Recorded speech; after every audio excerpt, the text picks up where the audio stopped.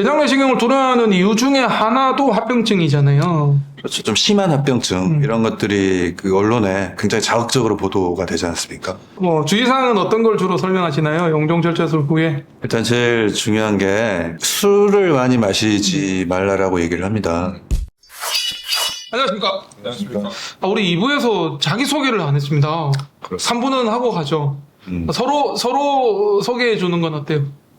서로? 네. 네, 좋습니다. 우리 송기영 원장님은 이대에 떠오르는 샛별. 네.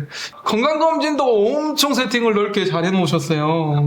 그래서 최신 개원하신 지 얼마 안 되셔서 최신 장비, 최고 장비, 또 내시경 장비가 그렇게 좋더라. 오, 투자를 많이 하셨어요. 내가 깜짝 놀라세요. 그전에도 아주 오랜 시간 동안 대학병원부터 시작을 해서 대장문 전문만 거의 10년 이상의 외길을 걷고 계시는 서울 대학류외과의 송기영 원장님이십니다. 감사합니다. 저희 최동현 원장님은 제가 이제 얼굴 뵌 지가 10년이 훨씬 넘었죠. 제가 이제 암센터로 이제 파견 레지던트를 갔을 때, 그때 이제 대장 암센터에 펠로우 전임이 하고 계실 때부터 인연이 됐고, 또 같은 대장 항문학회에서 계속 이제 뵀는데, 진짜 아이디어도 많으시고, 진짜 모든 외과 의사가 해야 되는 모든 방면에서 정말 열심히 하시면서 진심이신 분이고요. 그리고 또 지금 이제 한사랑병원 원장님으로 계신데, 사실 한사랑병원이 첫 외과 전문병원이라고 하는 참 기념비적인 전문병원 타이틀을 또 하시고, 수술과 내시경의 탑 클래스에 해당되는 모든 걸 다 하시니까 배울 게 너무 많으신 분이에요. 아유, 훌륭한 소개 감사드립니다. 기대하고 있습니다.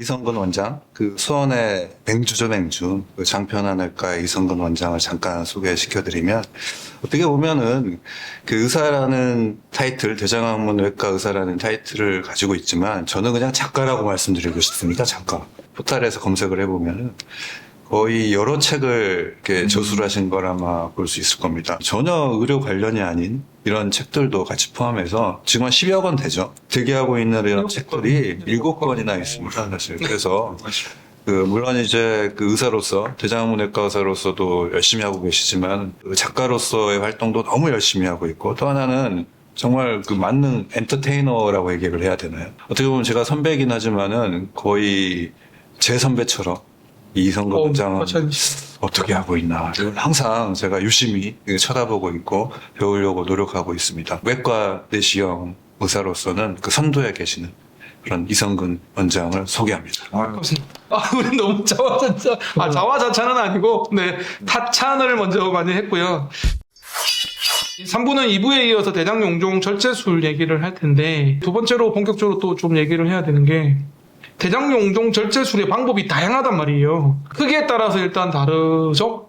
네. 끼가 제일 중요하죠. 네. 원장님은 몇 센치까지 용종을 서울대학류외과에서 제거를 하십니까? 줄기가 네. 있으면 일단 2cm까지. 2cm. 네. 만약에 이제 우리가 측방형 넓적하게 넓적하게 조복처럼. 예, 그거는 아직은 저희가 이제 세팅하는 과정이라서 1.5cm까지는 한번 트라이를 해보는데, 제가 보기에는 이제 점막하 절제술이 필요하다고 판단이 되는 경우에는 이제 가능한 병원으로 의뢰를 할 계획인데 아직까지는 없었어요. 용종 절제술의 방법은 몇 가지가 있단 말이죠. 보통 우리가 5mm까지는 그냥 포셉으로, 2mm, 3mm 정도는 겸자로 그냥 뜯어버리면 끝나는. 네.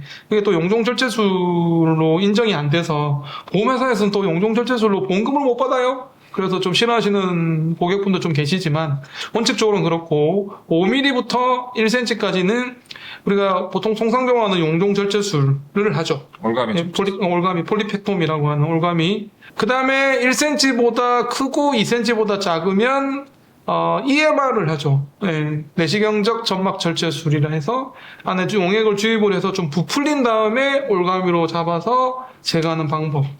2cm가 넘어가면 점막하 박내술이라는 점막 밑으로 해서 점막 하층까지 들어가서 박리를 하는, 제거를 하는 방법, EST, 내시경적 점막하 박리술, 이렇게 보통 통상적으로 하는데, 최 원장님 왜 이렇게 복잡하게 용종을 떼나요? 그냥 떼면 안 되나요?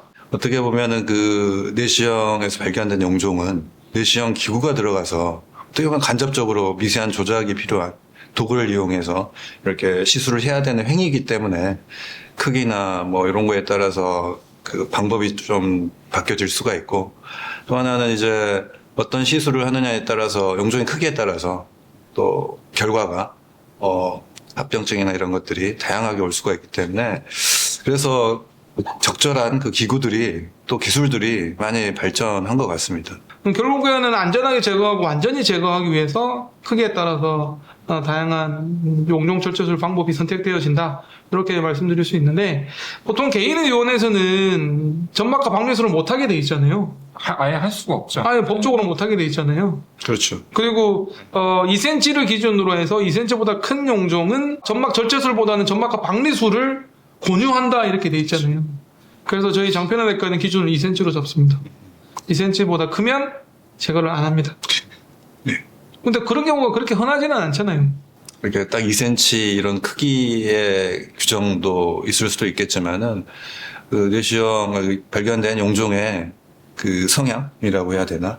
특징? 이런 것들을 잘 보고 2cm가 넘더라도 사실 우리가 암이 아닌 것 같아요. 암이 아닌 것 같고, 이런 것들은 EPMR이라고 하죠. 조각 내서 이렇게 제거할 수도 있는 거고, 이거는 그 내시경 의사의 성향, 전문성 이런 거에 따라서 크기가 2cm가 안 되더라도 조기 대장암이 의심이 되면 제거를 안 하는 게 원칙이잖아요. 네. 제거했다가 암으로 나오면 그 다음에 완전 절제가 안 되면 또 장을 절제해야 되는 일이 생기기 때문에, 용종 절제 해준다 해가지고 대학로외과에 가서 용종 절제하러 갔는데 왜 안 해줘요? 이렇게 하면 뭐라고 얘기하세요?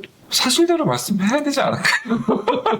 물론 이제 저는 이제 기존의 병원에서 이제 조금 케이스를 해봤는데, 확실히 준비가 돼 있는, 그러니까 추후에 생길 수 있는 문제가 다 커버가 되는 병원에서 해야 되는 혹이기 때문에, 그렇죠. 대신에 이제 잘 설명드리고, 대신에 저희가 정말 믿을 수 있는 잘하는 병원으로 연결을 시켜드리는 게 저희 몫일 것 같아요.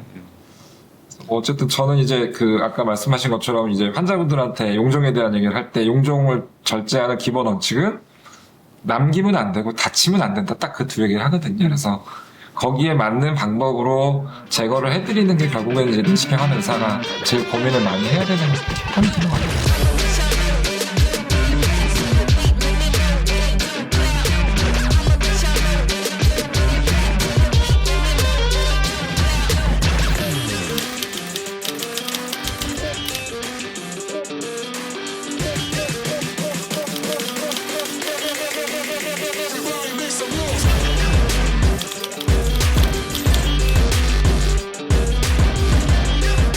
국가에서 인정을 안 해줘요. 그거 써도 국가에서. 왜 인정을 안 해주는지 모르겠습니다. 저는 필요하면 합니다.